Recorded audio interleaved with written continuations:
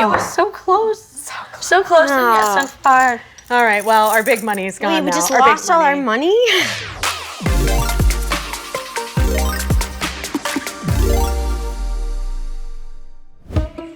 Today I'm meeting up with Emily Kinney, multi-talented singer-songwriter and actor known for her role as Beth Green on AMC's The Walking Dead. Hi, Emily. Hey. How are you? I'm good, how are you? Good, it's so nice to meet you. It's nice to meet you as well. So our first stop, First Nature Foundation. I loved arriving there. It was so calm, and you could definitely spend a weekend there and be very chilled out at the end of the weekend.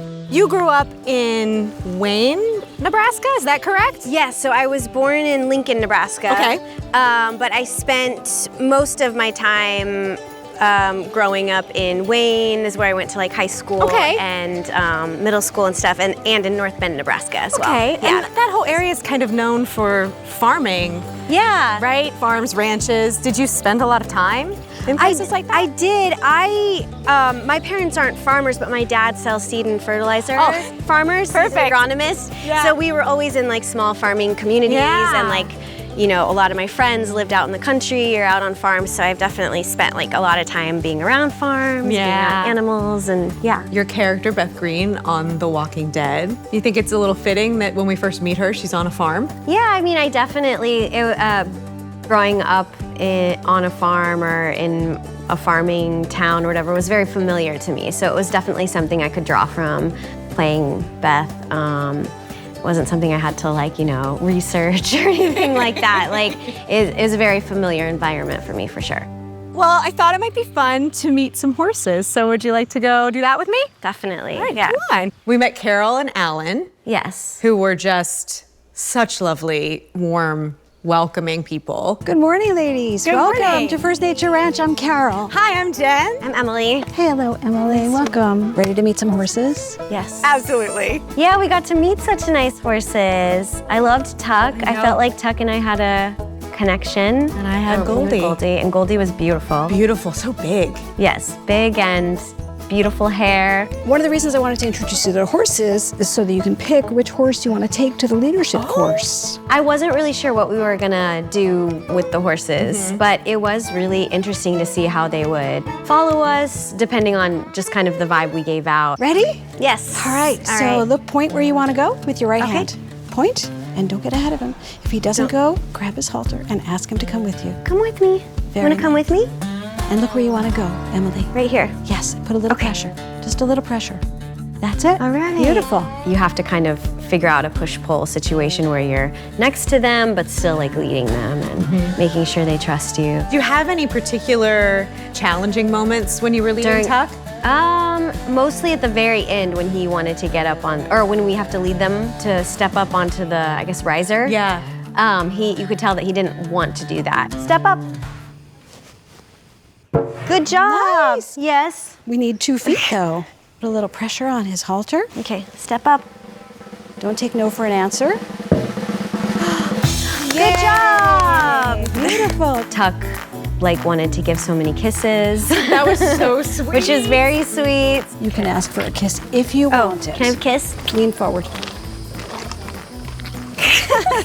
Just being there. I didn't want to leave. You almost got to host the show. Yeah. So.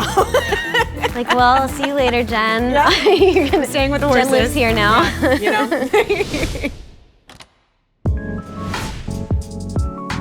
Our next stop, Exo Coffee and Tattoo Shop, which was a great combination. Yeah, I'd never heard of that combination before. I guess I've seen coffee and plant stores and coffee and bookstores, but never coffee and tattoos, but it's a great combination. It worked. Yeah. It worked. Hi. Hi. Nice to meet you. Nice to meet you. I'm Jen. Britt. I'm Emily. Britt, nice to meet you. So I hear we're going to make some coffee. Well, Emily's going to make some coffee. Yes, I will guide you through the whole thing. You're gonna help me. Yes. Okay. I'll just be floating in the background. Okay. But I did prep the cup for you. So. Okay, nice. It was kind of fun and a throwback for you because you worked as a barista for a while. Yeah, all through college and then in Nebraska, and then when I first moved to New York City, I also worked at a coffee shop. I worked at this place called Gimme Coffee.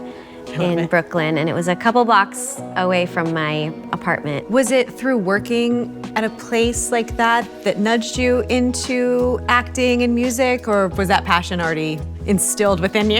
Yeah, I definitely, from the time I was pretty little, like maybe 5 or 6 years old, was like, oh, I want to be a singer, and then eventually that led to I want to be an actor. So I was pretty like set on, I guess, a more creative career since I was a little kid.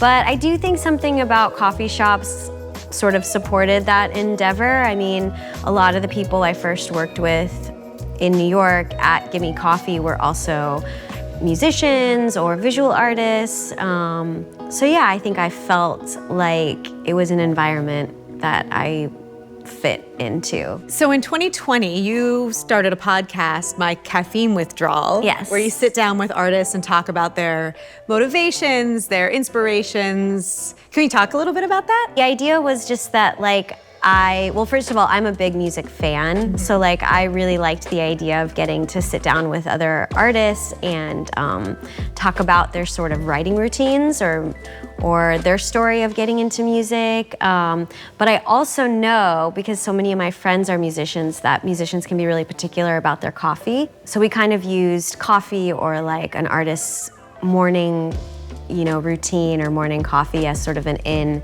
to their creative process. So it was a really fun project. I got to meet a lot of cool songwriters I love, like Donovan Woods. I had Cold War Kids on. I had Fantagram. It was kind of also a way for me to just like get to meet artists I love. So it was really fun, and I hope I get to do another season of it, but we'll see. Hey. Hi. We couldn't leave without seeing you in action. We're in a tiny little corner of the coffee shop, but still a lot going on in here. Yeah. How many artists do you have? We have 4 stations, and then we have a microblader, and we have another guy. So we have probably around 6 people altogether. It's definitely a fun time in here. We can get pretty rowdy. I was pretty impressed. Like, the tattoos are pretty intricate. I think I was imagining, when you guys said it was a tattoo shop, just sort of like the flash tattoos, really simple. But people were getting some pretty intricate art on their bodies. It was cool.